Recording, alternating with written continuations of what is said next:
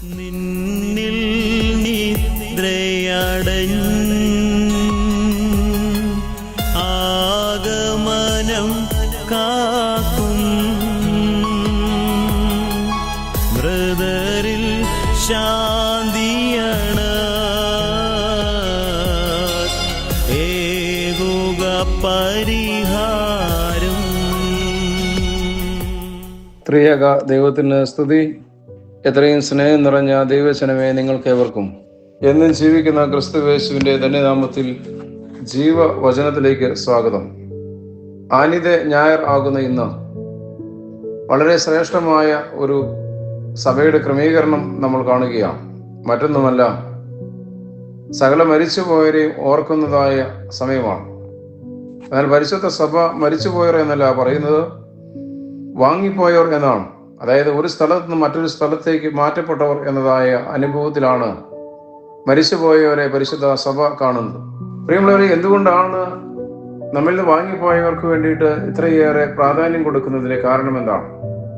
ഓരോ വ്യക്തിയും ഈ ലോകത്ത് നിന്ന് മാറ്റപ്പെടുന്നതായ സമയത്ത് മരണാനന്തര സുരക്ഷിതമായ ഭാഗത്ത് ആ വ്യക്തി നമ്മോട് പറയുന്നതായി ഓർമ്മപ്പെടുത്തുന്നതായി ഭാഗം ഇങ്ങനെയാണ്: പ്രാർത്ഥനയിൻ മേന്മേൽ എന്നെ ഓർപ്പീൻ,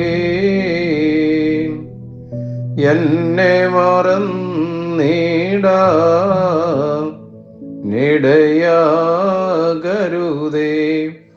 നിങ്ങളുടെ പ്രാർത്ഥനയിൽ എന്നെ നിങ്ങൾ ഓർക്കണം. കാരണം ദൈവസന്നിധിയിൽ നിങ്ങളുടെ പ്രാർത്ഥന വളരെയേറെ വിലയേറിയതാണ് എന്നുള്ളത് കൊണ്ടാണ്.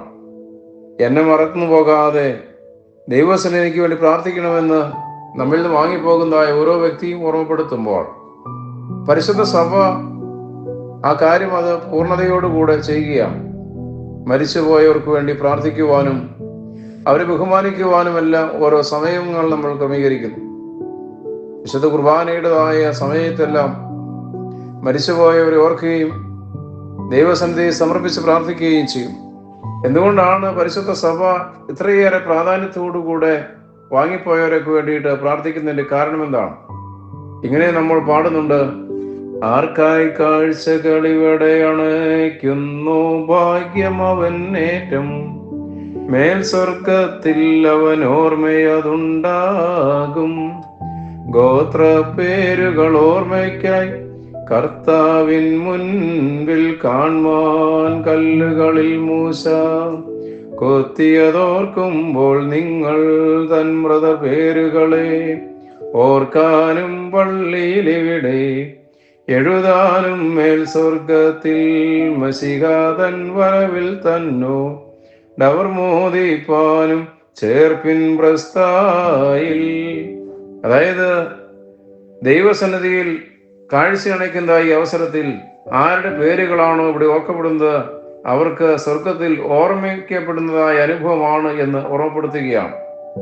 അതിനുള്ളതായ കാരണമായി പറയുന്നത്, മോശ ഗോത്രപ്പേരുകൾ ഓർമ്മിക്കുവാൻ വേണ്ടിയിട്ട് കല്ലുകളിൽ കുത്തിവെച്ച് ദൈവസന്നിധി സമർപ്പിച്ച് പ്രാർത്ഥിച്ചതുപോലെ നിങ്ങളുടെ മരിച്ചുപോയ പേരുകൾ പള്ളിയിൽ എഴുതുവാനും പള്ളിയിലുള്ളതായ വിശുദ്ധ മദ്ബഹായിൽ ആ പേരുകൾ ഓർമ്മപ്പെടുത്തുമ്പോൾ ദൈവസന്നിധിയിൽ സ്വർഗത്തിൽ തന്നെയാണ് ആ പേരുകൾ ഓർക്കപ്പെടുന്നത് എന്നുള്ളതായ ആ ഒരു വസ്തുത ഇവിടെ നമ്മെ പരിശുദ്ധ സഭ ഓർമ്മപ്പെടുത്തുന്നു.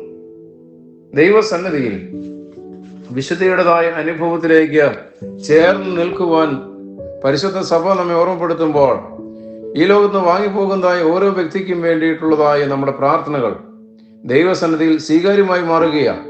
എന്തുകൊണ്ടാണ്? പ്രാർത്ഥനയുടേതായ അനുഭവത്തിൽ വാങ്ങിപ്പോയവരുടെ അടുക്കൽ അവർക്ക് വേണ്ടിയിട്ട് ധൂപപ്രാർത്ഥനയും അതോടൊപ്പം തന്നെ അവർക്ക് വേണ്ടി പ്രാർത്ഥനയും എല്ലാം നടത്തുന്നത് എന്തുകൊണ്ടാണ്? നമ്മിൽ നിന്ന് വാങ്ങിപ്പോയ വ്യക്തികൾ അവർ കർത്താവിന്റെ തിരുശരീരത്വങ്ങൾ അനുഭവിച്ചവരാണ് എന്നുള്ളതായ വസ്തുതയുള്ളത് കൊണ്ടാണ്. സെമിത്തേരിയിലേക്ക് കടന്നു ചെല്ലുന്നതായ അവസരത്തിൽ ആദ്യകാലത്ത് വളരെയേറെ പ്രാധാന്യത്തോട് പറയുന്നതായ കാര്യമുണ്ട്.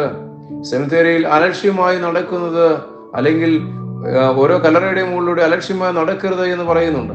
കാരണം കർത്താവിന്റെ തിരുശരീരത്വങ്ങൾ അനുഭവിച്ച വ്യക്തികൾ ആണ് അവിടെ പാർക്കുന്നത് എന്നുള്ളത് കൊണ്ടാണ്. അതായത് കർത്താവിന്റെ തിരുശരീരങ്ങൾ ആ മണ്ണിലുണ്ട് എന്നുള്ളതായ ആ ഒരു ബഹുമാനത്തിൻ്റെതായ അനുഭവത്തിൽ നാം മനസ്സിലാക്കുമ്പോൾ, അതെ, ദൈവത്തിൻ്റെതായ അംശത്തിൽ കർത്താവിന്റെ തിരുശരീരങ്ങൾ അനുഭവത്തിൽ ആയിരിക്കുന്ന ഓരോ വ്യക്തിയും കർത്താവിന്റെ സന്നിധിയിൽ വളരെയേറെ വിലപ്പെട്ടവനാണ്. വിശുദ്ധിയുടേതായ അനുഭവത്തോടുകൂടെ ദൈവസന്നിധി നിൽക്കുവാൻ ദൈവം നമ്മെ ഓർമ്മപ്പെടുത്തുമ്പോൾ, നമ്മിൽ നിന്ന് വാങ്ങിപ്പോയവർ അവർക്ക് വേണ്ടിയിട്ട് നമ്മൾ പ്രാർത്ഥിക്കുന്നത് ഏറ്റവും ശ്രേഷ്ഠമായ കാര്യമാണ് എന്നുള്ള കാര്യം തിരിച്ചറിയുവാൻ നമുക്കിടയാകട്ടെ. അവരുടെ പാപങ്ങൾ ക്ഷമിക്കപ്പെടുവാൻ, ഗോത്രപ്പേരുകൾ ഓർമ്മിക്കപ്പെടുവാൻ വേണ്ടിയിട്ട് ദൈവത്തിന്റെ സന്നിധിയിൽ മോശ പേരുകൾ കുത്തിവെച്ച് പ്രാർത്ഥിച്ചതുപോലെ ദൈവസന്നിധിയിൽ നമ്മിൽ നിന്ന് വാങ്ങിപ്പോയവർക്ക് വേണ്ടിയിട്ട് പ്രാർത്ഥിക്കുന്നത് ഏറ്റവും അനുഗ്രഹമാണ് എന്ന് തിരിച്ചറിയുവാനും വിശുദ്ധിയോടുകൂടെ അവരുടെ വസിക്കുന്നതായ സ്ഥലങ്ങൾ നമുക്ക് കാത്തു സൂക്ഷിക്കുവാനുള്ളതായ ഉത്തരവാദിത്വമുണ്ട്. ദൈവസന്നിധിയിൽ പ്രാർത്ഥനയോടെ നമുക്കായിരിക്കാം. സർവ്വവിധമായ നന്മകളും ദൈവസന്നിധിയിൽ സമർപ്പിച്ച് പ്രാർത്ഥിക്കുന്ന ഓരോ വ്യക്തിക്കും ലഭിക്കും. വാങ്ങിപ്പോയവർ നമുക്ക് ഓർക്കാം, പ്രാർത്ഥനയിൽ അവരോട് കൂടെ ആയിരിക്കാം. ദൈവം നമ്മെല്ലാവരെയും അനുഗ്രഹിക്കട്ടെ.